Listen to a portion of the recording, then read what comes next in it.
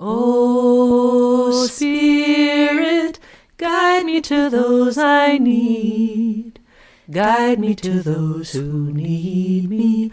I follow where you lead. Hi, I'm Patricia. Before recorded history, humans knew singing as a deep source of power. Power to change, power to heal, power to be present with what is. Right here, right now, we are remembering the ancient gift of song using modern tech to help us tap into resilience and capacity in what are chaotic and difficult times. Welcome to the 160th episode of A Breath of Song. I'm so glad you chose to do this today, which is extra special because Aimee Ringle is joining us for a songwriter conversation. Hi, Aimee, welcome. Hi, Patricia. It's so good to be here with you. We are here to find more ways to sing songs that help us heal and adapt and grow. Each of our voices is exactly what's needed for this. I'm coming to you straight from my home in what is now called Burlington, Vermont, on the unceded lands of the Abenaki people, on sand plains between the Winooski River and Lake Champlain. Aimee, tell us where you're calling from. I'm calling from Port Townsend, Washington. All of our voices will turn up as they are today, and no matter what, we can feel the connection to our breath and vibration in our body. Let's find how good it can feel to sing. Last week, I shared Aimee's song, the ambulance song. Today, Aimee will be teaching us O Spirit, which I don't know, and I'm looking forward to learning it. We will learn it slowly so it can settle inside you and you can begin to trust it as a resource. Let it move you into a state of flow. Then we get to enjoy a conversation with Aimee, and we'll close out with the song again at the end. You'll always be able to find this episode with full show notes and artwork in the library of songs at abreathofsong.com. So let's start with a good yawn stretch. Maybe roll your shoulders a bit, stretch your back, whatever feels good. Find space, allow the breath to release. Whew! Aimee and I have just been through a whirlwind of tech play and experimentation. So let me tell you, we've got some tension built up, so we're going to let that go. Aimee's juggling this amazing tech thing where she's losing me every once in a while, plugging me back in, losing me again, plugging me back in. But, you know, we can do anything. We are so amazing here. We've got it. We've got you. So start shaking your body out, loosening, and let your body start making sound and listen to how it responds to your shakes. But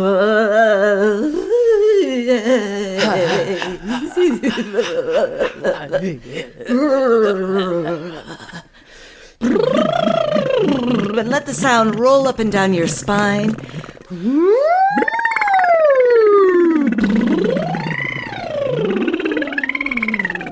Oh, so good, so yummy. And now, notice on your next breath in, how it pours in, floods into your body, opens up space.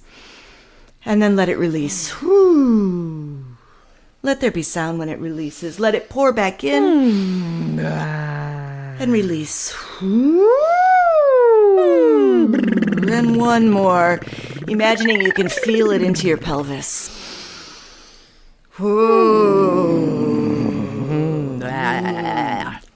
Gorgeous. Aimee, I'm going to turn it over to you to share this song. Awesome. Okay, since I'm a storyteller, I have to start how this song came through. And I'll do that with the guitar.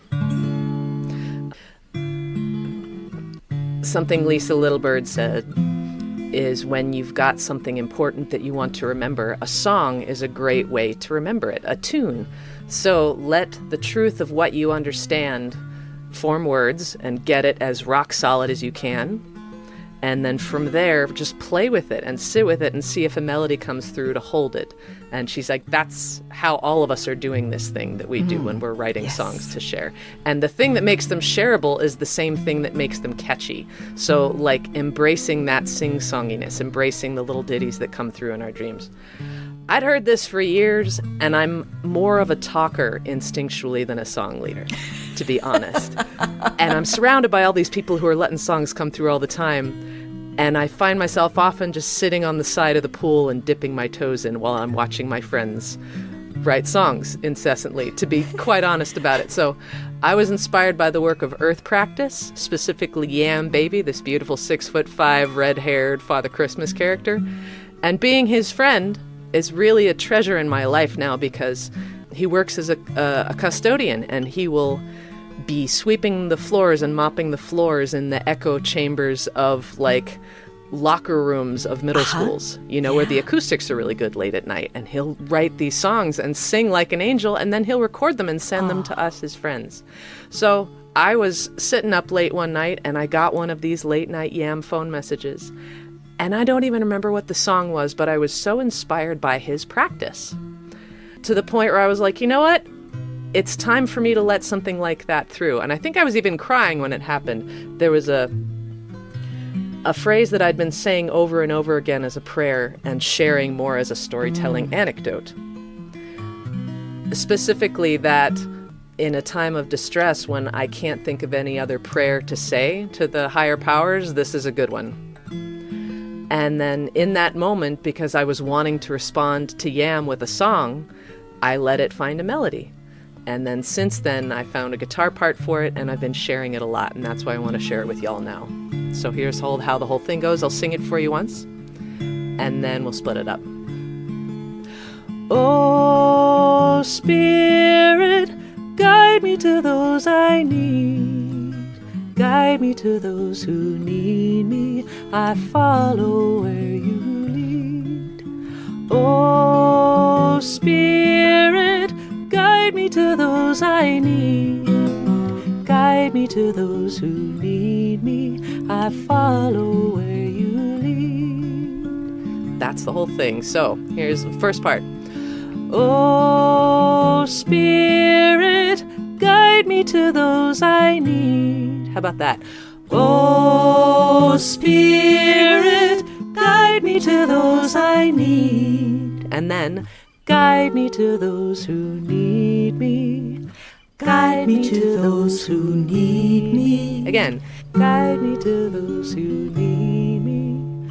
Guide me to those who need me. I follow where you lead. I follow where you lead. Yeah, I follow where you lead. I follow where you lead. Guide me to those who need me. I follow where you lead. Guide me to those who need me. I follow where you lead. So just to clarify the words, O Spirit, guide me to those I need. Guide me to those who need me. I follow where you lead. That's the whole thing. Let's try singing it now. Oh, Spirit, guide me to those I need. Guide me to those who need me. I follow where you lead. Oh, Spirit, guide me to those I need. Guide me to those who need me. I follow where you lead. So real quick, if I may, Patricia, when we've been singing this one, it's a tricky thing to find the places where these little ditties belong, because it's a quick enough ditty where repeating it a ton makes it feel like an incessant mantra, but I started turning it into a guided meditation, where in between everything we're just taking a couple of guitar beats and saying, all right, for a moment, just as an experiment, call to mind, vivid imagery, the ones who you need. And it doesn't have to be humans. It could be places that you love to hike. It could be practices. It could be foods that you know you do better when you eat them. People, when you spend time with them, you feel more like yourself. So just for a second, call those to mind. Think of your toolbox, just as an example, and let's sing to the ones we need. Sing gratitude for them and call them in more truly. Here we go. Oh, Spirit, guide me to those I need. Guide me to those who need me. I follow where you lead. One more. Oh, Spirit, guide me to those I need. Guide me to those who need me. I follow where you lead. there's the ones who need us. And that relationship can be burdened sometimes with shame or obligation that makes us feel guilt. But for just a second, let the cobwebs clear on those connections with people and things that need us. Our gardens that fallow unless we water them and care for them. Our creative practices and meditation practices that get dusty unless we're putting in the time. Our children, our elders, our community places, the things that we show up for, our work in this world. Just let those things and people come to mind, and without any guilt, if we can, let's sing clearly to those connections, because they make us who we are. They make us stand up straighter. They make us show up when we wouldn't, just for ourselves. Two for them. Oh, Spirit, guide me to those I need. Guide me to those who need me. I follow where you lead. Oh, Spirit, guide me to those I need. Guide me to those who need me. I follow where you lead. So, as often happens with these kinds of songs, I can be teaching it to you so a whole room of people can sing. And I've had a couple moving experiences where that's the case, where you got 150 people all praying and singing to their best guess at a higher power, higher guidance to be sent and led where they belong. But then there's also just the truth of it that I need this song when I'm doing my dishes alone in my house. When I'm up early in the morning with some kind of feeling of longing for what's mine to do and experience, but I'm not quite sure how to get there. So in honor of the places and times when we sing this together, but also the times alone, to listen to those instincts, to follow those guidance, give us two more. Here we go. Oh, Spirit, guide me to those I need. Guide me to those who need me. I follow where you lead. Oh, Spirit, guide me to those I need. Guide me to those who need me. I follow where you lead. One more. Oh, Spirit, guide me to those I need. Guide me to those who need me. I follow where you lead. Guide me. Guide me to those who need me. I follow where you lead.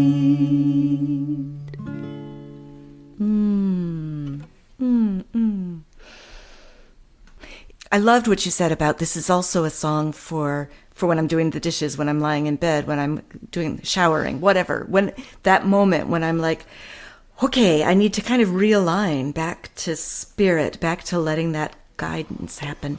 Could we sing it just once or twice without the guitar to kind of feel into what is that like? So beautiful. Yeah, love that. Totally. Thank you. And as you say, it's a pocket song. So for the pocket aspect of things, let's sing it twice as if we're alone. Oh, Spirit, guide me to those I need. Guide me to those who need me. I follow where you lead. Hey, and you know what occurs to me? I'm singing it in a share it kind of way. I'm singing it in the way that I would so that my voice can carry. But if I was singing it to myself, I'd be singing it a lot lower, especially early in the morning. So let's do a couple lower ones. Yeah. Oh, Spirit, guide me to those I need. Guide me to those who need me. I follow where you lead. Blessed soprano, I see you. Let's take it up one more. That's okay. Oh, Spirit, guide me to those I need. Guide me to those who need me. I follow where you lead. One more. Oh, Spirit, guide me to those I need. Guide me to those who need me. I follow where you lead. Yeah. Yeah. And what I love about sinking down into a lower key is the way I can feel my voice vibrate in my body. Yes. When I sing low. You know, I can feel it in my chest when I'm singing lower, as opposed to feeling it in other places, in my face or my cheekbones or whatever. But when we drop down low, I can really feel that connection, that body connection. Yeah. I love that. There's a wonderful musician who I follow. Have you heard of Elijah Ray? No. Part of my work is to champion other voices. Yeah. So he's, another student of Bobby McFerrin, multi-instrumentalist, 4-octave singing range. He sits there with a loop machine and just makes whole ensembles blossom. But I've taken some workshops from him, and he has this great practice. And honestly, it's, we're borrowing it from the ancient Indian tradition of Om, but like he says, tone home. So like take the tone, and we would practice home, saying the word home. Even if home isn't your thing, you can do Om, but like home. And in that, we were coming back into our bodies and letting the sound resonate in our bodies. And he's like, do this multiple times a day as a practice of just fit, because singing is an embodied practice. And just, if I can sing from my home place, if I can sing to my home place, and it calls on, the way we sing when we're putting a child to bed. Like, how can I sing to myself with that kind of gentleness, with that kind of calming energy?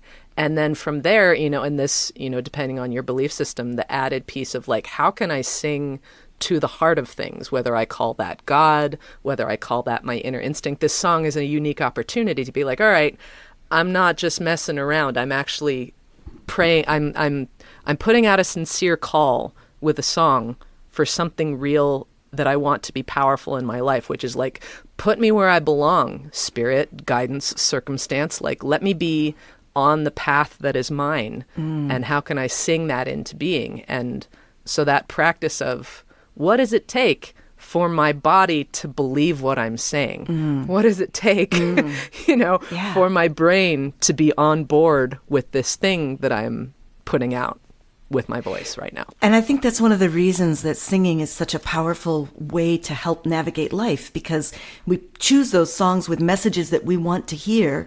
And it works like, like the Heinz commercials. It worked because these melodies, and they've shown studies, because singing uses both sides of your brain, it's a more effective way of remembering things. And because when you sing something, and when you hear your voice singing it, we are more likely to believe things that are sung than things that are said. And so it's like, okay, better take care that I'm singing the words I want to hear, that I want to integrate into myself. And it's different than listening. And I say that in this age of rich, like, yes. My first year of college was literally the first or second year that Napster, that digitalized streaming music was a thing, And so just the world of what you could have at your fingertips without going to a library, without having it in your personal collection, just opened up monumentally. Yeah. But what that's also meant as a musician is that it's a lot easier to listen to music at the push of a button. And it actually, I asked a friend, like, how do you write so many songs? She's like, on road trips. And I was like, oh, that's the time when I'm filling my ears with podcasts and audiobooks and curated playlists that are all helping me learn and grow. It's beautiful stuff. But if I want to be singing, I kind of have to turn off all that other stuff. And that's what I love that Yam does. He's like, I'm going to sing while he's pushing his broom through those middle school locker rooms. He's blessing that space up with his own voice and his own heart's knowledge. And that's something else. It's different than listening. I've wondered, I heard as you were talking about the process for you of creating letting songs come through, letting yourself share songs that you sing. And I don't know about the word ditty. I might have to, because it makes it sound like they're so tiny and they're so inconsequential. But to me, a song like that Oh Spirit song that we just sang, that's not a ditty to me. To me, that feels like an opening. Yeah. That feels like a pathway. Oh, totally. That feels like a way. And so I'm wondering whether what you're letting go of from your background, from you clearly have these enormous musical chops, right? So you've done all of this listening, you've done all this building of skill, and this, it takes hours and hours of practice to become the kind of musician that you are. You've done all of this, and I'm wondering what you're finding you need to let go of to be able to let songs come through you, rather than supporting other people or rather than creating the work that somebody else has done? That's a wonderful question, Patricia, and I'm really grateful you're asking, because it's definitely alive for me right now. I think, honestly, the biggest thing that I can do is to be getting away from my computer more, to be honest, for all the beauty of these skills and tools. Like, I can make a Facebook invite for an event I'm leading and send it to 1,000 people in a couple minutes. And I was reminded by a friend who's a couple generations older than me in music up, but she's like, I used to spend my day at Kinko's making a flyer and then walking around town, hands stapling them to telephone poles. So it's a very different time. And my announcement goes in with millions of others. And the stimuli that's available on social media is very, very seductive, especially for me. So I find that the times when I've felt the most musically available have been honestly in person. And it's interesting that you say I've put in a lot of practice, because it just so happens that I'm one of these musicians who learns things quickly. And in some ways that has been the biggest blessing in my life, definitely as a song leader, because I can pick things up quickly. I can remember things well. But then after the gathering's over, I will, be spending time with several friends who also learned that song. And in order to learn it better, they will be standing in a group and huddling and singing the song together. They'll be recreating that magic just so they can remember it. I don't need to do that. But then, because I might not be gravitating towards that practice of singing together, then there's that much more time I'm not singing with my friends, first of all, and that I can learn the thing and walk away from it. And I think that has been something that I've had to work with, is that somebody said it, and I just know that it's true. Anything we give our loving attention to is going to thrive under our care. Anything. And so, like, my attention, my curiosity is about the most powerful and precious thing that I have to offer and work with in this life. And the more I can remember that, that's when I sit down quietly in intimate moments with my instruments and sit and let something through. But the trick is now, and this is a bigger conversation, that the amount of dopamine, the amount of chemicals that I get from 10 minutes of scrolling on social media is so much more dopamine for less effort than the amount that it takes to sit in that vulnerable unknown and quiet with an instrument and feel my feelings. So that actually has become a much more brave act in this time than I feel that it used to be. I remember I used to sit a lot more with GarageBand and with my instruments and just be curious. So I think for me, the challenge is getting back to that and getting back to the place where I'm like, okay, any situation that lets me just be with my instruments, whether it's at a festival and I'm just available with my people. So I look forward to times and places when I know my phone's going to be elsewhere and the Wi-Fi is not going to be very good, because then I'll get to be the verb of the musician that I am.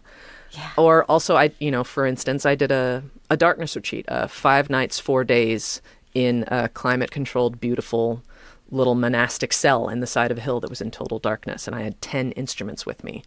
Somebody told me that nobody had ever brought in that much stuff. I kind of like got the blue ribbon for bringing in the most stuff. But when I went over to my music space here at my house and I was kind of feeling out to my instruments, okay, which of you wants to share this experience with me, this time and place of like uninterrupted concentration?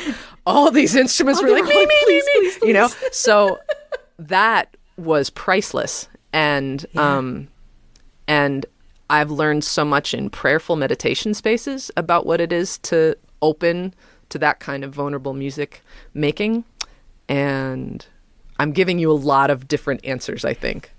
Yeah, no, it's wonderful. And I actually, this week I'm doing a creative companionship week with a group of people. I just sort of put it out there and said, and I realized as we got together and we're talking about what are our blocks and what's drawing us and what's blocking us, that I too am struggling with Facebook as a block, because I have to get on there for work.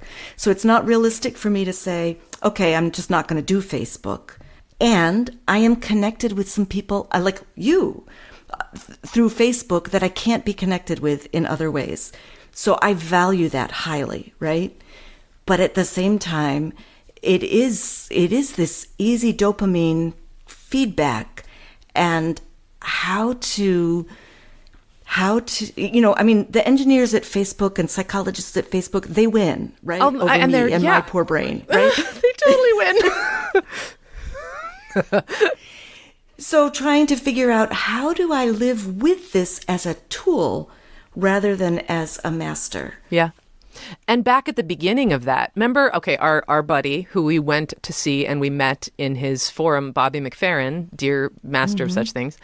I think I heard him talk about how he got into singing the way that he did because he had a lot of time on his own. I think he might have even been like a latchkey kid. Like his dad was a working orchestra conductor, I think. But like he would come home and just sit there and sing to himself. And have you heard his song, I'm My Own Walkman? Yes. Oh my God. Like instead of listening to some music in your ears, try singing to yourself. And like he was saying that before iPhones. He was saying that before these things became more seductive and ubiquitous. And there's a different kind of dopamine. Like even the fact that we're talking about dopamine, like the amount of medical awareness that we both have and don't quite understand is so much higher than it used to be. But there's arguments for reclaiming our lived lives. And it's really good for me to remember that honestly, like social media for me, to be quite candid, has been more of a thief of my real moments, of my time when I could be spending playing instruments or being outside or making cool things, or like there's a lot of time where I haven't been doing those things, that I've been online instead, with this kind of searchness, that we're hunting for something, but actually there's a different kind of creative searching that happens alone with an instrument. And I'm actually so grateful to the community singing movement for that. And beyond community singing, just like the other musicians that I spend time with have this relationship with their creative work. Like Samara Jade, my bandmate in Three Wheels Turning, she and several other friends of mine have a practice of every new moon checking in, like whether or not such things are your jam, but like astrologically, like where is the new moon? What themes can I pay attention to for something that is being seeded in my life right now? What is an intention I have for this month? And that every month she writes a song based on her intention for the moment. And that's a really powerful personal practice, regardless of what comes of it, regardless of whether or not that's a song that she can harvest to perform or record somewhere. It's just for her to stay creatively available to her life. And that the riches on that are just, they're their own reward. To stay creatively available to your own life. I love that. And the idea that you don't have to be working at any certain caliber, any certain level. It doesn't have to be shared with anybody. It's this idea of being creative, available to yourself. Beautiful. And that your life is reflected in song in that way. Sorry. Yeah. Tell me what you know right now about who you are. Oh, I love that question. What I know right now about who I am is first that it's a privilege to have lived this long. I'm 42 years old, and my physical being is beginning to tip away from like easily burned calories and like easily held and kept muscle. So I feel aware and grateful for that, and I feel determined to love myself through that. I've never dealt with physical dysmorphia in that way, and I'm not going to start now, but that takes work. I am aware that more and more I am what I repeatedly do. I think Socrates or Aristotle said that. He's like, you are what you repeatedly do. And so if there are things in my life that have become dusty for lack of doing, sometimes I feel that in music. It's like, okay, when's the last time I picked up my guitar? I'm so grateful to be known as a guitar player. I'm so grateful to be sought and invited and encouraged, and people show up when I play the guitar. And when am I doing that for myself? So I'm aware that my being from here will get shaped by what I repeatedly do.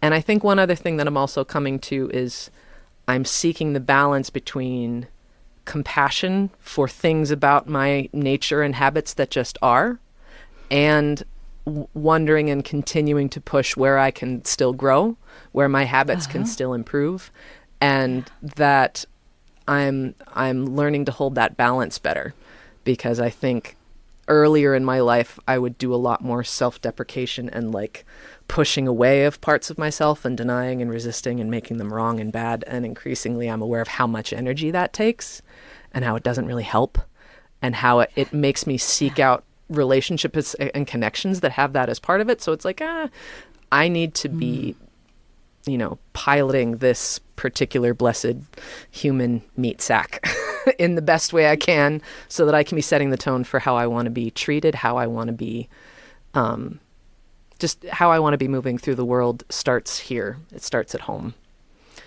I'm also learning, frankly, people think of me as an extrovert. I am, but I also definitely need internal time. I need quiet time, and computer screen time does not count as quiet time.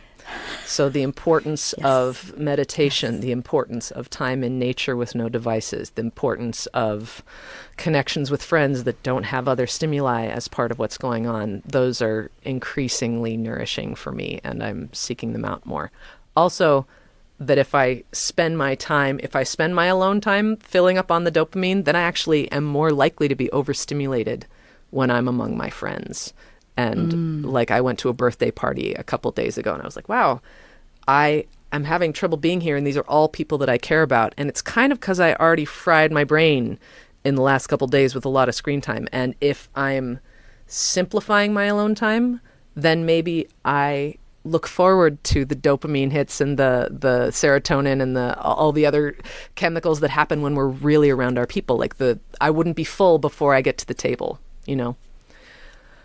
So these are some of the things I know about myself. And one thing I had a couple of months ago was, especially as I'm caring for my physical body as it's changing over time, I went to a Sunday morning dance jam, like ecstatic dance. And I was like, you know what? If I keep dancing, I'll have my version of a dancer's body. So I need to keep dancing. If I keep walking in the woods, I'll have the body that walks in the woods. If I keep on singing, my voice will continue to be clear. All these things, like we are what we repeatedly do. So, but it was in relation to dancing the other day. I was like, all I need to do to keep dancing is to keep dancing. So that's some of what I know right now. I have to say, I could just stop the podcast right now and keep listening back to what you've said so far, sort of on repeat for a little while to let it all soak in, because it's just there's so much there. You asked a really good question. To let all that soak in.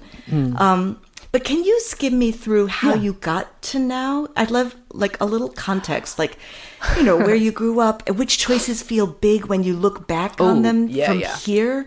Sometimes we don't know which choices made a difference at the time. Yeah. Well, I was born in Pittsburgh, Pennsylvania. I lived in Western Pennsylvania until I was about 11 years old in a little town called New Brighton. Both of my parents are very musical. My dad is a really amazing pianist. My mom played piano as well, which was just more of what people did, I think, back in the time. But they were also, both of them, really avid music listeners. And so just in my childhood, we were raised like with Handel's Messiah on repeat, or Dave Brubeck or whatever else. And my mom would have this habit while we were listening to the music of like telling me something beautiful about the composer's life or about a place where she had listened to that song. So like having storytelling kind of DJ style. Like my mom was just always this DJ. And my sister and I, my sister's a classical singer at the Met. She's, pretty amazingly high-end singer. And I've gotten to see her wearing beautiful dresses, singing with orchestras. And that's just in my life, is this family that really just loves music. And my parents both treated music like food. Like my mom would say that Bach, the music of J.S. Bach, like saved her life. So that's real. And so I was raised treating it like food. So that made a big difference. I started harmonizing. I think I learned the word harmony when I was 3 because I was doing it. I was like harmonizing, and she's like, "This is what you're doing." I was like, "Oh, cool." And it was just kind of clear early on that I had a good ear. I learned how to whistle really young. I could like pick out stuff on the piano, and people in our lives noticed. Both of my parents were involved in church settings, and there were a couple different places where that was a big part of what was going on, was like these really high-end musicians who were then having what they knew about music be put into a spiritual context. So that and I learned to equate powerful spiritual experiences with really good music. And also to kind of be a snob about when the music is bad in a spiritual context, because nothing's more awkward than like the quality of the music makes that possibility of having deeper experiences more likely, and that there's a ratio between the two. And so being on the lookout for that and seeking that out. Moved to New Mexico when I was 11, but that's right when I got involved with our local youth group, which was a really good place for me because the spirited, spiritual, soulful part of me wouldn't have necessarily had a home in school. So I was glad that I had a place outside of that with my peers, with, adults who I respected, to get to be known. And in that context, I picked up the guitar for the first time. Well, maybe not for the first time, but like I took it on when I was about 12 years old. And I remember our youth group leader lent me a guitar and gave me a chord sheet with like all the chords written out, and gave me our youth group songbook and was just like, go for it. And it was also true that when we moved from Pennsylvania to New Mexico, all of that beautiful community, like some of those church communities that had music, both the church where my dad went to and the summer camp where my sister and I went, we had tons of songs from that these new people in New Mexico didn't know. And because my sister and I had good ears, we were the mouthpiece. Like that the internet wasn't a thing yet. So these two girls who just moved here are like, hey, we've got a song. And so suddenly I picked up the guitar, and immediately, not only did I learn it pretty quickly, and I pretty frankly kind of surpassed my youth group leader for whom this was not a priority, right? And then suddenly with this songbook and with this chord book, I just kind of learned more chords and more songs just from memory. And increasingly I had a job because they're like, hey, you play that one really well. And I wanted that job because I wanted it done well. Because I was like, if I'm going to be a middle schooler who's singing to God, among my peers, I want it to sound good. And so then pretty immediately, I cared how it sounded. I cared that I was doing it well, and people were asking that of me. And that happened when I was 12, and versions of that have continued ever since. So then in high school, I was part of a band with my church. I was one of 2 high schoolers, and the rest were adults. The drummer was our church choir director, and there was a brilliant pianist, and then a keyboard player, and like a sound guy, and the backup singers were all like female members of our church. I played rhythm guitar, and then I switched to bass a few years later. And it was really cool because we would, and whatever one's experiences with religious traditions, we would like pray before and after our rehearsals that we be focused and that we work well together and that we be considerate and that we get to the heart of things. And then we would have a 4-hour rehearsal where we're working really hard. And that would happen twice a week. And then once a month, the church is packed with my peers, and I'm looking out at the audience, and an audience and congregation are mixed there. And it was this wonderful thing of like, I was there to have a spiritual experience, but I was also there for the music to sound good. And I was among people who were doing what they could to hold that. And I had opinions. I had like, no, we shouldn't do it this way, or that just sounds bad. And I had adults who could deliver on that and who could field those things. And I look back on that and I'm really grateful for it. So you're asking the story, but right around then I was looking at college. My sister had gone to Oberlin Conservatory in Ohio for singing. I had been her younger sister, watching her take voice lessons, win competitions, just kind of be golden in that way. I was in marching band, and then I went to a choir concert where I burst into tears and was just crying for the whole concert because I wasn't singing at that time, and I'd kind of had this thing where I was like, oh, my sister's the singer. I play instruments, and I could sing, and I knew how to harmonize, but like I kind of sounded like Kermit the Frog, and I was kind of like, I don't sing. And it was also because I was nervous to put in the work to get my voice better. But then this choir concert happened where all of my friends are up there on stage and they're singing, and I knew most of every word. And I was seeing how beautiful it was. And I was like, somebody needs to put a seatbelt on me because it's all I can do to keep me from getting up and joining them. And after the concert was over, I was just like a bucket of tears. And my sister kind of dramatically takes me by the hand and pulls me backstage and stands me in front of the choir director, who was just kind of a visionary. At the time, he was like a visionary badass guy who was making really cool stuff happen at the school. And she said, "You see this?" Pointing at, like, crying me. She's like, "You need to do something about this." And it was too late in the year for me to audition for the following year, so they put me in the lowest choir. But then that following year, which was my sister's senior year, I auditioned for Allstate. And all of the nervousness that I had, the habits that I had of playing small, the fear of standing up in front of a bunch of judges, all of those things were actually smaller than my desire to sing in the top choir, honestly. And my sister was there, and she like put on psyched out headphones music. I'm giving you the involved story, but this is kind of how it happened, was that my desire to be inside of the music was bigger than my fears and my setbacks about it. Yeah. And then I looked at the list a few weeks later, and I had made the top choir, and I was singing in Allstate with my sister. And then she went away, and I was in choir, and I wasn't sure if I could do music as a major, but she's like, "Yes, you should try." So I auditioned for different things, and I ended up going to Luther College in Iowa, and that's a whole nother story. But that was another pivotal moment, was I kept on seeking out the places where the music felt real. And all the places where the music felt real are places that I said yes to, including Luther College. Luther College, I went there and I got a bachelor's degree in vocal performance. Started in guitar, switched to voice, graduated almost with a theater minor because of how many theater classes I was taking, including ones where it was a dance class and I was the musician playing. But the thing that I got out of Luther College more than anything wasn't even the degree. It was singing in choirs for 4 years, because that was big music, and it was beautiful, and it was soulfully held, and there was a tender time in my life, and that was something that I actually really needed. And even now, I'm about to go for my 20th college reunion this year, going back to the Midwest. Sweet. And there's, for a lot of us, many of them have become choir teachers themselves. Many of them sing in chorales in beautiful places around the country. But we all agree that that time when we were living among each other, and then every afternoon coming together to sing, and then these times where there would be hundreds of us up on stage singing together, that's kind of a singular time in all of our lives. And we weren't doing it for credit. We weren't doing it for our major.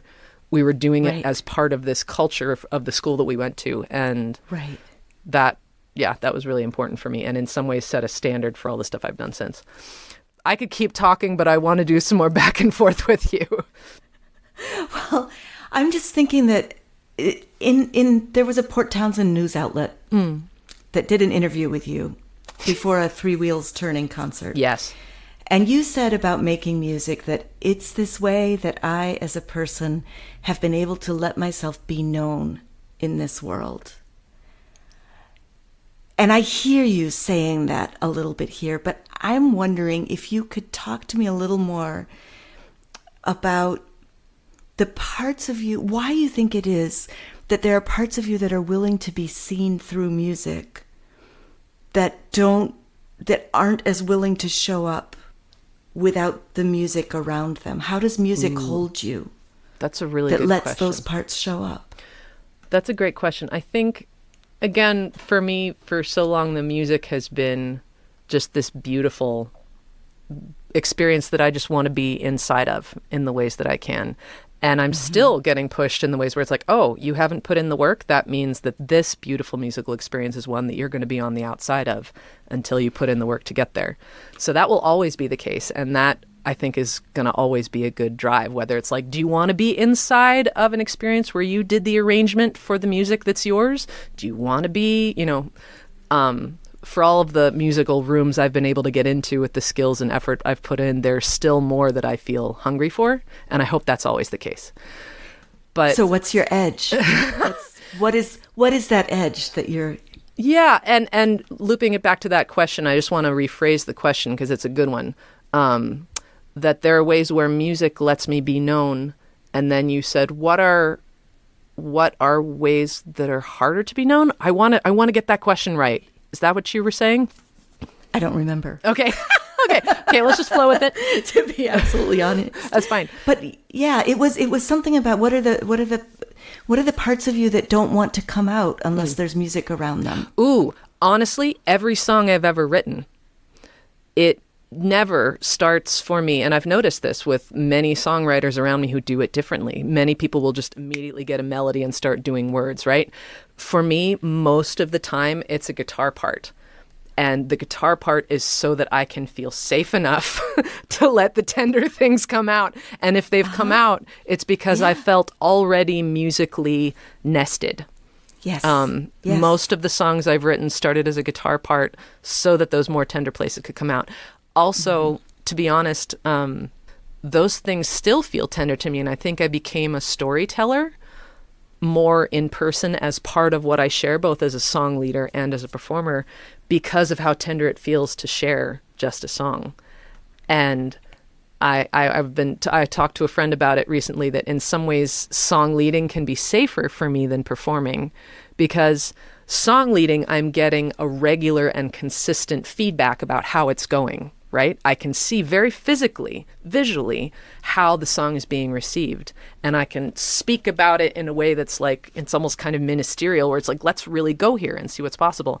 And if I'm just performing, oftentimes I'll be singing a song and I'll be giving it my best and I'll be in that moment, and I'll kind of usually take it to like a spirit-based place because that's how I roll. But if I'm in like a bar or or the entertainment camp at the Oregon Country Fair where people are passing around songs, but the previous 5 songs have been about my ex or my relationship with my car or whatever, and then I'm suddenly sharing a song about like something else, and there'll be a silence afterwards that's hard for me to read. And that silence can be awkward and scary for me. But a friend actually got on me recently and was like, actually, that silence is none of your business. Your business is the sharing. And, you know, that time and place afterwards it's not for you. That's actually that's for other people. So don't turn off the performing just because it's easier to get an immediate feedback by song leading. Am I saying anything? Yeah. Because the part of me, it's like, oh, I'm looking for feedback so I can know that it's okay that I shared. And it's like, actually, it takes courage to be brave and be like, my job is to share it. My job is to share it. And those for whom it's supposed to land, it will land. And I think that's everyone. I think that's something that so many musicians are navigating, whether it's as a vocation or a career or just as a creative being, like having it be received and in what context is people's edges for different reasons. Yeah. I find often that I talk more the more nervous I am. It's so much easier to use words than to sing. And I was actually just recently in a space, I was with 2 friends who both love to improvise, both have done Bobby McFerrin's thing, and the 3 of us had gotten together to spend a couple of days singing. And we spent a long time talking before we got to sing. It was driving me crazy. I was like, let's sing. Yeah. But it's just, there's that added connection to a vulnerable place. And figuring out how to jump, when to jump, and how to let go of the outcome. It's one of the things that I love about the work, the vocal improvisation. Totally. Work. Which is terrifying. Honestly, still, that's terrifying for me. That ability, and I think meditation and quiet time, like knowing myself in my own space really, really helps with that. And the confidence that I have now that I did not have when I was younger, for all the ways that I feel like I've always been encouraged as a musician. I'm so grateful for that. I've always had encouragement. I've always had enthusiastic curiosity coming my way. I've always had positive feedback coming my way for the stuff that's come out. I'm so grateful for that. And the work that it takes to be secure enough in myself to not need to run off my mouth. Because, like, again, storytelling is a part of what I do. It is part of how I build the nest for what's being shared. And I love seeing that of different song leaders, is that we're each playing to our strengths. And where is that difference between speaking just enough? And you can feel it. I call it musicality. Like, musicality isn't just about music. It's about reading the room, you know, and deciding how and when to share something. The artistic director, not the actor who does Pink Panther, but the artistic director, Peter Sellers, says, all of us are musicians and storytellers. If you just think about when something happens to you, how do you tell that story to your best friend differently than you tell that story to your mom? Like, musicality is what you do and say in order to have a difficult conversation go well. That's actually all musicality, you know? Yeah. And that learning when to speak and when to let moments breathe and being secure enough in silence and pause to trust them and to not fill every space. I'll probably always be learning how to do that because I could talk all day, but is that actually I the also point? think that question of feedback, I hear you saying you got a lot of positive feedback, you got a lot of encouragement and all that beautiful stuff, and there is research about how we give feedback. And what I'm just thinking is how I've learned to give feedback to myself, because I was skilled in the piano and I got a lot of good feedback for that, you know, a lot of encouragement. But one of the things that I took away from that was a way of valuing what I was doing only when it was really polished and really, really going well, right? And so this question of, and I've been studying when they talk about how to give feedback to young children that helps them dig deeper and helps them keep going. Ooh. And how you don't say, good job. You say, oh, you worked hard. Mm-hmm. Oh, look at what you uncovered. Oh, that's so cool what you're exploring. Mm-hmm. Or things. And so I've been trying to adapt this way of talking to myself. I do a lot of kind of parenting myself in new ways. Yeah, me too. And that I'm still finding kind of what are the things that I want to be saying to myself, where I see my energy grows when I say that to myself, and my desire to do it more builds, as opposed to when I say to myself, oh, that wasn't good enough. You weren't lined up. You weren't in tune. You weren't, you know, you need to get better. Practice more. You need to get better. Yeah. Yeah, it's an interesting thing that I mentioned at the beginning, where it's like I've always been looking for the relationship between how the song is landing, you know, and again, it was in a church context, it's in a spiritual context, where it's like, am I feeling something right now? If not, that is directly connected to the quality with which it's being shared. But it's also been great to recognize, like, you can watch, and I remember learning this later in life, you know, I was at Berklee College of Music for like a 5-week performance camp, right? And that was a really helpful time and space for me because I'd been terrified of Berklee. And it was not the place for me to go for college. But I'm actually glad I went even for a performance camp, because I got to see so many different ways of doing things. And you can watch somebody who's like a technical wizard on their instrument, and they're taking a solo and they're just and it's just like technically perfect, and you don't feel a thing. And then there's this 11-year-old kid who knows how to growl on his tenor saxophone. And his solos are like 2 or 3 notes, but he's leaning with soul into the thing he knows how to do. And everyone in the room is like, oh, you know, and it's like the difference between those two. Where is your heart and your soul invested in a way where the room can feel it, which is, again, musicality, and where is it just technical? And increasingly to recognize that whatever I'm telling myself, I know that what I'm going for is that thing where you're feeling it. And that will be a combination of skill and technique and practicing ahead of time. And then in the moment, is your heart riding on it like a surfboard or not? And because you can see it the other way. I've seen things where the skill isn't there or the practice isn't there, and I or somebody else is just kind of milking it for sincerity. And then you're not feeling it then either. And then it's actually a little more awkward. It's like, oh God, you're trying to lean on the feels in place of that other fine thing. And that's not the same as having a performance or a sharing that is technically imperfect, but still singing, right? So like there's these different places where you can be technically perfect but not feel a thing. You can be technically unprepared and trying to lean too heavily on the sentiment, and that doesn't really work either. And then there's that place in the middle where you can be as close as you can to that line, but even if you mess up a little, you've still got investment both within yourself and with other people listening. And that's That's a fine line to look for. And it depends on the setting. Like if you're in church, that's different than if you're like in front of an orchestra where it's like, sorry, actually, it needs to be as perfect as it possibly can because that's what we're here for. And like, you know. I'm going to ask you to lean a little bit more into that, going back to the community singing setting where there's a whole mix of voices. There are people who aren't comfortable singing. There are people who don't have skills singing. Yep. And they're, leaning into the feeling of the moment. They're getting something from it. But what do you do? I've seen, so we met at Omega. Right. And then right after we met, I swear to God, every time I went on YouTube, there was a video of a community sing somewhere out on the West Coast. Uh-huh. And it would be going really well. They would have picked the part that sounded really fabulous. They'd be panning around the room, and there you would be. On drum or on guitar or holding down the tricky part or, and I know you were there at the moments that weren't recorded or weren't shared, that weren't going so well.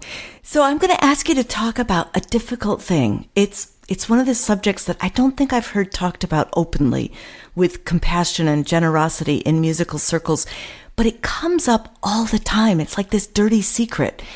If you are someone who has this extensive musical background and music chops, or even if you've grown in your own experience and skill at being in a song circle, sometimes a song circle doesn't go well musically, and it's not very satisfying to be part of from that kind of musical background. And it's so common for people to have been shamed or have a history of their voices being shut down. You're out of tune. No one wants to hear you sing. You're not good enough. And nobody wants to awaken that kind of voice. So how do you collaborate with other people in a song circle in a way that supports the group, that supports the other song leaders, that supports the music itself, and makes a space where your experience is also one where you feel nurtured and fed and want to come back and sing more? Oh, Patricia, I'm so grateful that you asked this question. So I think for me, it's about my approach to the space, because every time I come into a community singing situation, I'm aware that we're just with a group of adults or multi-age people coming together to sing. That's not something we do all the time. And it's been one of my favorite things since I was small, along with performing, along with listening to the music of performers and instrumentalists and technical musicians who are just like boldly going where no one's ever gone before. That's an important part of the ecosystem. But this whole music is our birthright thing is something I've always believed. I've always felt it in my being. And that's part of what we're here to reclaim. And it's a long game, like sometimes I'll come into a song circle and I'll look around the room and I'll see people who are you can see it. You can see people who are individually accomplished, right? That, they've got degrees. They have really amazing jobs. They built their own house. They raised a whole beautiful family of children. They have a phenomenal garden. Like all of these skills that humans can have and get praised for in our modern culture, but they're largely individualized pursuits. And then when you ask people to sing in a group, like some of the call and response aspects are just like the ways that people show up into those spaces, many of whom, like I'm pulling people off of the 8 at the Oregon Country Fair to come to my song circle, and they liked the sound of it, so they joined in. They probably haven't sung since 3rd grade. That's happened before. And so you see people who left behind that possibility of singing in a group from 3rd grade on because some overwhelmed teacher in a classroom that had too many kids per capita was overwhelmed, and that the point of the Christmas pageant or the 2nd grade choral concert or whatever was for things to sound good, and that teachers weren't equipped to empower students through their growth in that. Right. And that people have varying proclivities. Like not every kid is going to be an athlete. Not every kid is going to be a mathematician. Not every kid's going to be a musician. And there's ways where music has always been more a part of everything than it has in the last couple of 100 years. So when I'm in a space of community singing, that's what I'm there for. And there's a beauty and a courage in that always endears and impresses me. And like my perfection musician is there for my own personal rigor. Like, how am I showing up? Am I offering my whatever skills, my listening, my humor, my observation, my encouragement? Am I offering those to the space in a way where things are thriving regardless of the musical outcome? And honestly, usually when the room is like happy and having a good time, like the music like grows in tandem with that. I've never seen it not happen that way. And every now and then, you know, you'll have a song that's not necessarily going well. And you do what you can. That's like, all right, that's not the best. We've heard that song, but what? It's all right. We tried it. And there's something important about that too. And then I love sitting in spaces with other song leaders who have different skills and like different ways of holding the space. And I've enjoyed both being there as an assistant, like if I can help, let me know, and just sitting back and appreciating that there are so many different ways to do this. There's so many different ways of coaxing like presence and investment out of people in these spaces. Yeah. And then also I gotta say, like I've been healed in my own perfectionism in the song circle setting. Because when I started going to the Singing Alive gathering, you know, I was in my late 20s. I wasn't sure what I was going to be doing with the music of my life. And I'm like surrounded by a bunch of like lovely smiling hippies who are singing around a fire. And the singing around a fire part was the part I was so excited to get back to. And then you see somebody stand up and shyly share a song, and it's their first song that they've ever shared. And it came from a true place in them. And whatever it is in their musical sensibility that let this thing come through, it's just a freaking precious song. And I don't need that person to have some kind of musical rigor. And then the song blooms, and after 15 minutes, the whole group is singing it. And we're all in this transported place because that person's light came through, like their vision, their brilliance, wherever it's coming from. And the number of times I've seen that and been delighted by that from people who I might have judged at face value in a different way if I had just been doing it from my like performy place. I've learned how to have my performy perfectionist actually take a back seat and to have my musicality be more in service and in kind of expectation that stuff's going to emerge when we encourage it and when we make a brave space like that. So I've learned so much from my fellow leaders, and just the different ways people do things make different things possible in the space. And there's enough variables in that to keep me humble and keep me curious and keep me showing up expecting that it's going to be a good thing. Like, I'm actually not really worried to answer your question anymore. Like, I can't think of the last time that my musician self gets more impatient with, what does it get impatient with? Well, I mean, like, you know, this is part of a bigger conversation, but like it gets more impatient with lack of musicality when it comes to cultural appropriation. And like, is the space willing to engage with uncomfortable things? Are we willing to engage with the pieces of truth that we're singing about that then require like accountability within our communities? Can we engage with that? Like, that almost feels more often like what I am longing for growth in. But there too, there's something where when we've got a song and we haven't taught it to a room yet, but we know what it sounds like, and we come with an eagerness to share it in hopes that it will be a beautiful incarnation of that thing we have in our head that was written by us or somebody else. And then just trusting that that incarnation in the room is going to be exactly what it can be that day. And that if I was coming with like a nitpicky, scarcity-based aspect, that's like the first thing to kill the energy and kill the learning and kill the enthusiasm that makes it sound good. And all the best choir directors and improv facilitators I've ever worked with, they lean into that place of keeping the learning room enthusiastic and invested. And just in the joy and pleasure of making music together at all. Yeah, it's amazing what these circles can do. I was thinking about the fact that you co-wrote I'm Not a Lone Wolf with Steph Druin. And I was thinking about that idea of standing on the shoulders of other people And how sometimes, when we say that idea of, well, we're standing on the shoulders of those who went before us, and you acknowledged your parents and your sister and the band leaders that you first worked with and so forth. But sometimes when we say that, we're talking about, oh, I've listened to so much Bobby McFerrin, so I'm standing on his shoulder. We only pull out the people who are far more skilled than we are. And we say we're standing on their shoulders. And sort of everybody else gets diminished in some way. Yeah. I'm thinking through this myself right now. I'm thinking, what about acknowledging the way that we stand on I stand on the shoulders of the people who come to my song circles and are like, I couldn't learn that from you. Yeah. I didn't get it. Where it's not their fault that they didn't get it.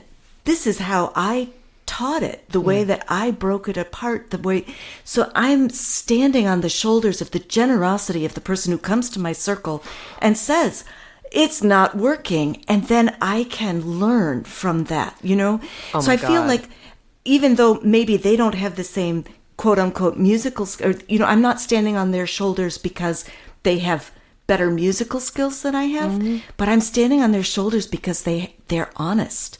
And totally. They're showing me something. They're reflecting back to me. Thank you for speaking that. And honestly, I feel like as of now, 15 years into moving on to the West Coast, which is a whole nother part of the story, meeting Lawrence Cole when I was living in Iowa, spending time with the amazing song leader and culture bringer Liz Rogg, but moving out here and getting involved in these circles between the Ferry on Human Relations Congress and Singing Alive and all the other gatherings that have come since, they've been such a training ground for me in these ways.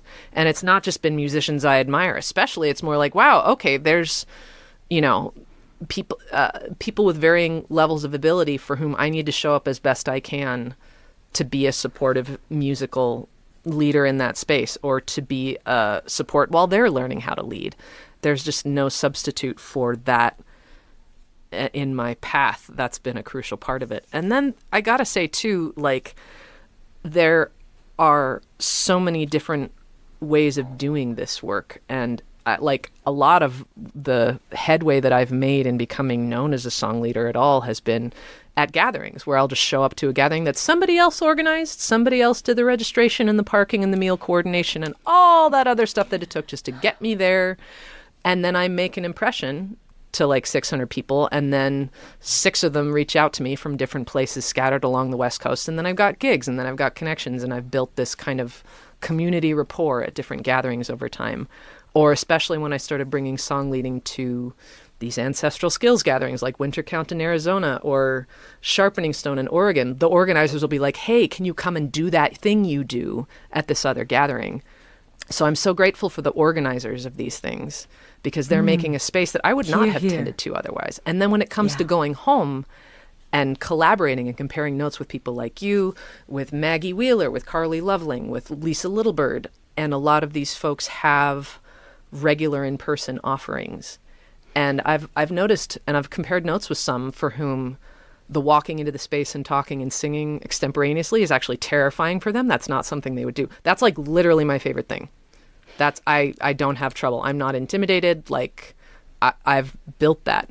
And the part that I'm still needing to work on is the organizing at home, the making of the event. So oftentimes what I'm doing is saying yes to people's invitation to me, but acknowledging that for them, similar to how I will speak so that the song and the moment can have a good nest, there are other people for whom that nest building is the email list and the organizing of the space and the contacting of the venue and the setting out of the chairs and the making of the special iced tea that their grandmother gave them the recipe for. All of these things are their version of making a nest so that when they're standing in front of people, and that's actually the nerve-wracking part for them, they've done all they can to make that go well.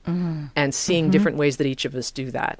And then when we come together, what are different skills we can each bring to bear so that coming together space is one where we all feel seen. And again, I'm a charismatic, conspicuous person. I often get thanked. And so what is it to be okay, let's thank the kitchen person. There are a lot of folks whose work is crucial to this, who maybe don't want a spotlight. I've had people over time who are like, please don't call my name out from the stage on the microphone. I don't need that, but just acknowledging the ecosystem of things, and that I love us all for being brave in the ways that we are.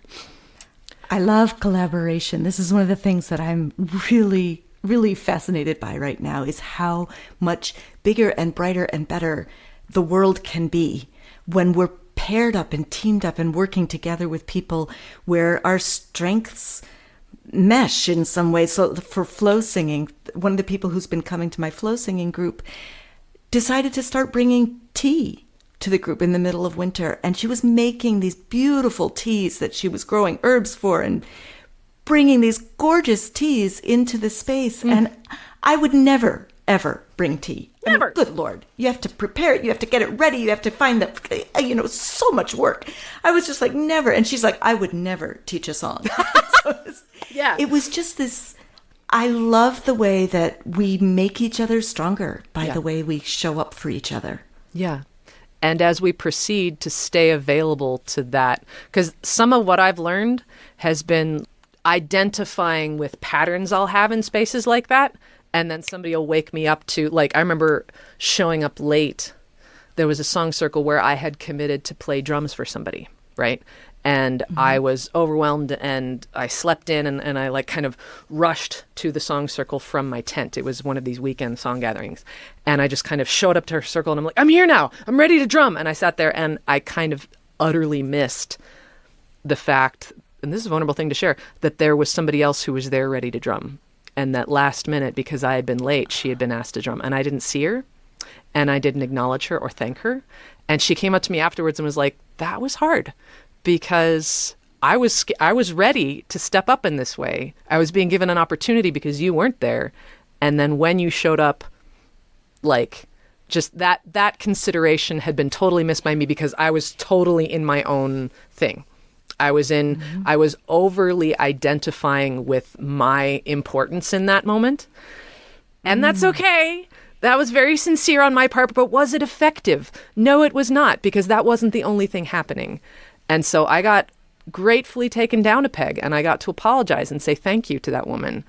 And I think I am excited to keep that awareness high because of how conspicuous I've been known to be in these spaces. Or something Shireen Amini says. Have you interviewed her yet? Highly recommend it, just saying. But Shireen Amini talks about the economy of attention. And I love that. And she says, in a space, if you're one of these people who can easily fill the silence and easily offer tag comments or peanut gallery jokes, or like, that's totally me. I'm like Miss Back of the Bus. And if I'm given a position of leadership, that's great. If I'm not, it's actually, okay, who is this person? Because I'm going to do it either way. I'm learning how to not do it. But it's also just, again, where am I being honest about my nature? But she said, be aware of the economy of attention, that each of us only has so much attention to give.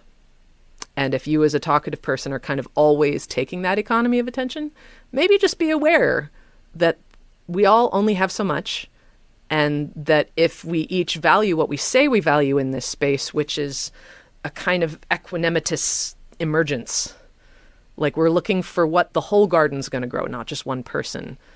And I've known what it's like to be in the presence of a stronger energy and not feel available to share. I'm glad to have known both. So I know what that's like to be the shy person with something to contribute, who the room isn't the place for it. And to the credit of these community gatherings, we're getting better at the musicality of reading the room in that way, including whose voices do or don't systemically feel included here. But the way Shireen says it is the economy of attention. So if you are somebody, for instance, in this interview, it hasn't been a whole lot of back and forth. I can easily just talk without giving you any time. And I'm wanting to make this more equanimitous. So like the economy of attention, how much space are we taking up? How much of that can we actually step back and leave space for other voices to fill that, knowing that we've all only got so much bandwidth? And to be fair, the way that this is set up, I am really looking to hear from you. Okay. So it's not set up as a completely equal conversation. It's not set up in that way. It's true. And Quite. Prompting with an interaction exchange between us would make for a different conversation than me just speaking the whole time. So even from here, I'm excited to see what I can do to let that adjust. So there's a question that you're carrying. This question of how you are in a space, how to bring your big self, your full self, but not take room away from other people, not take oxygen away from other people. How do you do this? What are other big questions that you're carrying for yourself right now?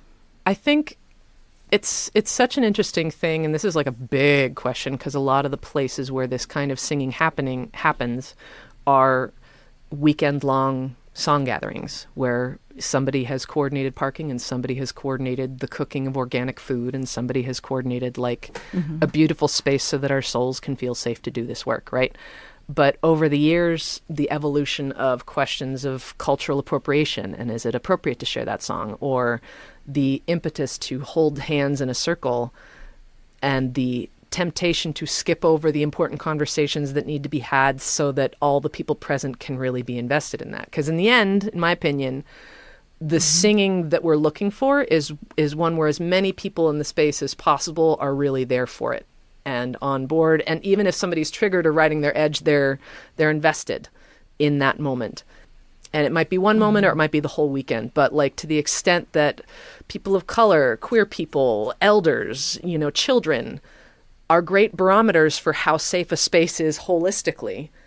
And so the work that's been done over time to have the conversations to prioritize Black, Indigenous, people of color in positions of leadership in settings like this, to look around and be like, okay, what is possible within this space to make a microcosm of the world that we want?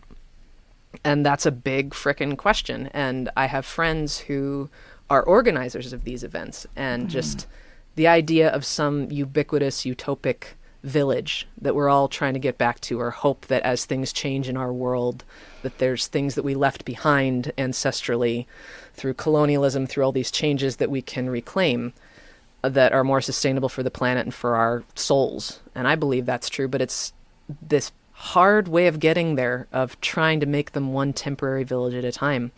And that's also been very effective. There are incredible friendships that have formed for me because there's people who see me once a year, but they see me shining from a true place in myself. And that's basically all they know of me. And then they greet me as that person.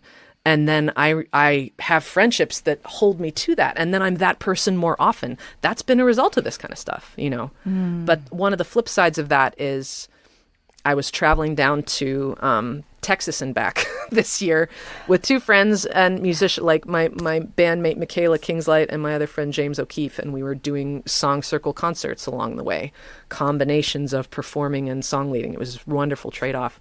We did a song circle in Santa Cruz, and it was led by our dear friend Sarah McEwen, who leads the Song Village gathering in Santa Cruz every year. Well, she just started. This was her first year leading it. She took it over from Tim Hartnett, who's been carrying it for a long time.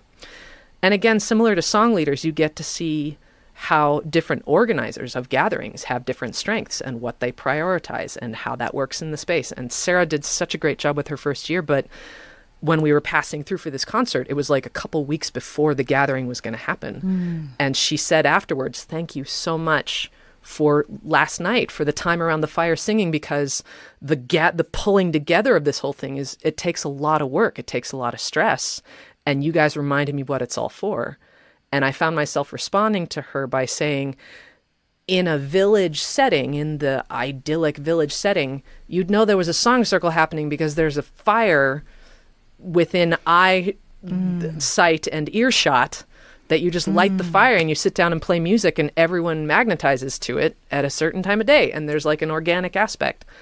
And we are replacing that with you being on the computer for weeks and months at a time, coordinating registration, coordinating what song leaders are coming, coordinating the curation and scheduling of each day. And that the things that would have been intuitive and organically emergent among a group of people, you're kind of having to do all of that. And it's temporary. So that's another big question, is how do we do that with the idea of something long-term and long-lasting in mind? What gatherings do we prioritize, especially myself? Like, I live in Port Townsend, but Lawrence Cole, who's my beloved teacher and elder here, he's gone most of the time, and he lives at an eco-village. And we're both just like, okay, how do I be in and of this place while also traveling as much as I am, knowing that I'm valued in these other places, but the ratio is one that I need to keep an eye on. And is that really what I want? Do I just want to be traveling and doing the stuff that we can only do in these temporary settings? And in what way do I need to be doing the work at home? Because when I have done song circles at home, what I notice is that over time, my community knows these songs, and we come together for a gathering, and we all know that grace that we learned the other day. And then their kids are singing that song, and there's something different that can happen on a more consistent basis that I'm still trying to find my ratio of balance with. How can I use my home time in a way that feeds my soul as well as feeding the community is another big question. And how are we all doing that as things change in our wider world? And like, there's a lot of people who are like, oh, Port Townsend looks so cool. And you're right, it's pretty fabulous. We figured out at one point that between Lawrence Cole, Gretchen Schleicher, who's another colleague in song leading, Alexa Sunshine Rose, who's an amazing singer and song leader, right? And me, all living within a couple block radius of each other, we have like the highest per square mile. We have more song leaders than any place. That's incredible. And yet we're not doing it at home nearly as much. Gretchen just started doing a local circle again. Or like when I was doing the online one, I was doing it once a week, and it was such a great place, and I'd love to start doing it again. I kind of stopped suddenly because of how much traveling I've been doing, because it was hard to keep it regular. But when I was doing this online song circle, which seems totally futile in some ways, but in other ways, it was the place that I got to regularly commune with folks far away. I got to see my sister and my little nephew who live in Brooklyn, and my dad who lives in Louisiana, and like these people from all over who get to check in with me on a regular basis. And even as I'm talking about it, I'm like, yeah, okay, I need to start that up again. But it's kind of like a garden. Like where are things growing musically in my life, communally in my life? These things that I'm wanting to grow: community belonging, musical fulfillment, spiritual depth, like growth as a person. Like if that's a garden, just looking at the garden, being like, okay, what's totally fallow and neglected, and what's doing really well, and how can these things help each other? Yeah.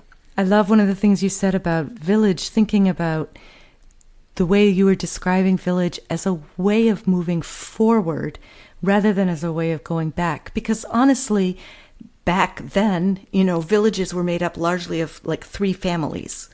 So, and all of their cousins and second cousins and third cousins and fourth cousins and so forth. And you were in this small, closed in parochial kind of view. Yeah. And what we're looking to create here is a village, a kind of village that hasn't been seen before. No. With the inclusivity and the sense of spaciousness that maybe goes beyond physical location at times, And I think that's a fascinating question. And the question of how do we care for ourselves so that we can be open to the things that are coming. Yeah. And I must admit for myself, I'm a musician, but I'm also a well-spoken, loud-voiced queer woman. And I've been appreciated in the space as much for that as for my musical offerings. And I am aware of the increasing responsibility of that, of just like being a person who does feel comfortable speaking. It matters what I say, and it matters when I hand the mic to other people and how. And in these ways that I'm doing what I can to read the room and set the tone, I've been doing as much research in the work of Adrienne Marie Brown and her book Emergent Strategy, and then the more recent one called Holding Change, where she took emergent strategy and workshopped it all around the country with organizers, people of color who are doing work in meaningful settings, and being like, hey, how have you been applying this stuff? And then they got a little workbook out of it called Holding Change. And it's basically a handbook for leaders of what to do in spaces when different stuff's coming on. And one of the punchlines of that, and this is like, okay, what are you studying? And this is like, it's actually relevant as a musician. It's relevant as a song leader, because I'm not just performing so that people can go home. I'm like, I want this to be in service to a more copacetic interaction among people who are actually trying to show up for each other in ways that it counts. How can I contribute to that? And one of the things Adrienne says that I really appreciate is, first of all, if the way that your organization, your nonprofit, your song gathering, if the way that it is unfolding doesn't look like the world you want, that's where your work is. It's like not the ends justify the means. There aren't really ends. It's actually all means. It's moments. It's and the best way to get where you want to go is to get there by doing it in the manner that you want to always be traveling. And another thing she said, and this is tricky, and it comes out musically and collectively, is like there are no throwaway people. We can have boundaries and needs to change with people, but more often than not, the stuff that comes up between people is actually right. It's an opportunity. It's like the obstacle course that's going to make you build the muscles. But our culture is a big disposal culture. It's like, oh my gosh, there's 5 more people where that came from. There's 12 more partners and 10 more employees, and I'll just throw away the Starbucks cup. And it's like, actually, finding people who have like mind and similar kindred priorities is a very rare and precious thing. And if you're having trouble with that person, maybe that means that that's where your work is to evolve collectively. And you might decide, not, or you might decide whatever you need to. But I think that's the bigger question for me increasingly, even besides music. And it does, like, music's involved, but musicality includes this other stuff that's like how to be a leader and how to raise all boats. So, Aimee, you are actually the 100th unique songwriter whose song I've been honored to share on A Breath of Song. So, thinking of these choices that you're making and how you choose to spend your time and how you choose to raise the boats, can you tell me why you decided to say yes to my invitation for not just a song share, but a conversation too? And Shireen, I'm coming for you because I've done a song share of hers, but she's turned me down for a conversation. So I'm gonna clip this and bring it to her. I feel grateful for the ways that recordings of moments in time can ripple out beyond our understanding them. I mean, I'm sure you've learned this as a podcast share, where it's like, oh, I curated that podcast ages ago and I'm being thanked for it now because somebody just heard it yesterday. Yeah. I've noticed that in recorded music, where I took the time to record some original songs of mine, and then there are people who have relationships with those that I'm not even in the room for. And that's one of the blessings of recording. So I feel like this is a way that I can speak authentically with somebody who I care about and respect. And then maybe a cousin of mine who lives far away will hear it in the privacy of their own home sometime and get to hear it and reflect on these things and know me a little better and know what I'm up to a little better in a way that might be harder to talk about in person with each other. So I'm really grateful for podcasts in that way. I love them and I love being part of this. And I love the questions you ask and the way that you show up for this work. So that's why I said yes. Your album, Human and Tender, just saying, it's one of my favorites. And for the longest time, I kept just the first 2 songs on repeat. Love, I Will Go, and then Body Mind, just back and forth, back and forth. Thank you. Your voice. So if anybody on here has not yet downloaded that album from Bandcamp, you just need to go do that as fast as possible. Always, thank you. When you were talking about how sometimes it's hard because the songs go to such a tender place and it's harder to share them in a way than to just share words. The tenderness of those songs just really touches me deeply. Thank you so much for that. And it's interesting where that album is concerned, because I was judging it when I first put it out. You can scroll back through my Instagram and find when I first released it. And I said, now don't worry, this is just a placeholder until I get a studio album of these things done. Because in my mind, the premium was having these songs dressed up in a studio, which honestly, I've done one with another musical collaboration, and I've done one with Three Wheels Turning. But the work myself of adding arrangement parts and stuff is another frontier for me. And at the time, I was like, therefore, since we haven't quite got there yet, this thing that's just me singing and playing is only worth so much. I didn't value it yet. And then COVID happened. And then I got feedback from people I really respect that were like, actually, you just playing and singing was what this album needed to be. And then I would go back and listen to it myself. And again, listening to yourself can be weird, but I was like, wow, the things we've been talking about. I was being honest. I was being mindful of my phrasing. I was knowing that it's on me to have the essence of this thing come through.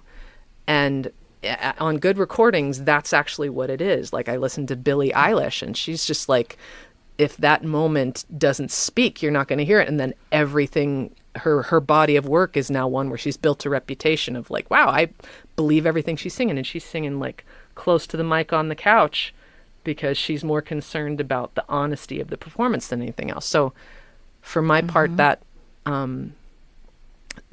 was something I didn't realize that album was going to be until after the fact. And I'm now more grateful for it. And I feel proud to hand it to people, not because it's some polished something, but because it felt like a true musical moment that I can stand up as proud of.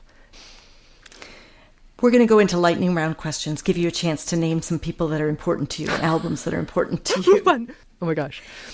You ready? Okay. What's an album that was really important to you? Harry Connick Jr., 11, when we were growing up. It was an album he made with his dad was a jazz musician, and you can hear 11-year-old Harry Connick Jr. playing piano with a wonderful New Orleans jazz ensemble, and it just always made me so happy as a kid. And it was him in a multi-generational thing going on, and it's a wonderful album. Listen to that growing up. What is your favorite soup? Oh man. I just love French onion soup. I just love it with the bread on top and the cheese. Maybe not the best for me. Oh, no. Hands down, chicken and wild rice, actually. French onion was a first. French onion is a first, and chicken and wild rice with nettles and garlic and onions and all the good stuff. Yes. What is a sound that you feel strongly about? The orchestra warming up. The orchestra tuning, specifically when the violins and violas and cellos and bass fiddles are all doing the open fifths. That ocean of sound is like one of my favorite things in life. Love it. Who is an artist you wish more people listened to? She's an Indian singer, and I don't know if I'll get the pronunciation of her name right, but it's Ganavia. I think she's Indian American. I'm actually not sure where she's based, but she plays bass fiddle while singing, and she also plays harp, and she plays a bunch of different stuff, but her singing is of such a soulful, beautiful quality that basically any album she's on ever, anytime she's playing nearby, I want to go see her, and I wish more people knew about her. So Ganavya. Look her up on Spotify. Perfect. Before we close, where can we find you and follow your projects? AimeenRingleMusic.com. I'm really proud of it. It's a website I put up last year. I have not been routing the stuff I'm doing with my band right now to that place, but if you look up AimeenRingleMusic.com and or Three Wheels Turning, you'll find both the websites and the links to the social media where we're posting about stuff. Three Wheels Turning, my band with Michaela Kingslight and Samara Jade. We seem to only get together when Samara, who lives on the East Coast, comes for about 6 weeks at a time, and we do a bunch of gigs. So that's happening right now. Yeah, I've got a studio album that I've been talking about for a couple years that I still need to come and sit in the studio and do. So feel free to poke me in the comments online and ask me how that's going. But AimeenRingleMusic.com, and you can find me on Instagram as Bowl of Stones. Huge thank you to you, Aimee, for coming on A Breath of Song. Thank you so much, Patricia, for this beautiful podcast, for the songs that you're curating and making available to people, and for the wonderful questions you ask. I got to say, this has been a joy. Huge thank you to you, our listeners. I'm so glad you're singing with us. Mm-hmm. You can visit abreathofsong.com to see show notes with links, lyrics, Patty Piotrowski's glorious artwork. Sign up to get artwork and music in your mailbox. How beautiful is that? And be one of the generous people who put something in the gratitude jar to help cover costs. Before Patty or I is paid, 25% is donated to the Jazz Foundation of America, which directly supports jazz, blues, and roots musicians in need. The skill and the artistry of these musicians has directly shaped most of the music that I share on this podcast in one way or another, yet historically they have been inadequately recognized, unfairly recompensed. That's what prompted me to search out this particular group for us to support. Let's sing Oh Spirit again to help it sink in more deeply. Did you know? Amy's like, oh man, where's my guitar? Did you know it was coming back? Yeah, no, bring it on. And I could do it with guitar, but I like how you had us do it before. So let's sing it like we're singing it to ourselves. Beautiful. Oh Spirit, guide Guide me to those I need. Guide me to those who need me. I follow where you lead. Twice more.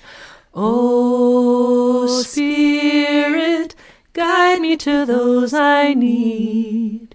Guide me to those who need me. I follow where you lead. Oh, Spirit, guide me to those I need. Guide me to those who need me. I follow where you lead. Guide me to those who need me. I follow where you lead.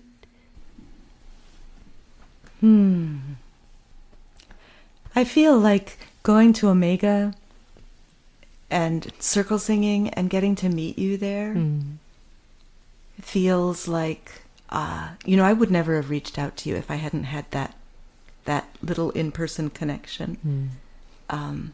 Feels like I got connected to a person that I needed. Patricia, I'm glad you shared that because I felt the same. That was a tender environment to be in, and all of us were showing up with so much hunger, both to receive and to share. And my connection with you was really important to me during that time. So thank you. And thank you for all the follow-up since. In fact, it took me a while to remember, where did I actually meet you? Because I feel like since knowing you, you've been a really important part of my pantheon in this work. So thank you, listeners and singers, for joining Aimee and me today for A Breath of Song. I'm grateful that you're taking care of yourself and listening to your voice. I believe making a better world starts with tuning into ourselves and each other, which is what we just did. So, yay us! Yay us! If you're liking this podcast, please share with a friend, and next time we'll plant another song. Until then, be well. Wow!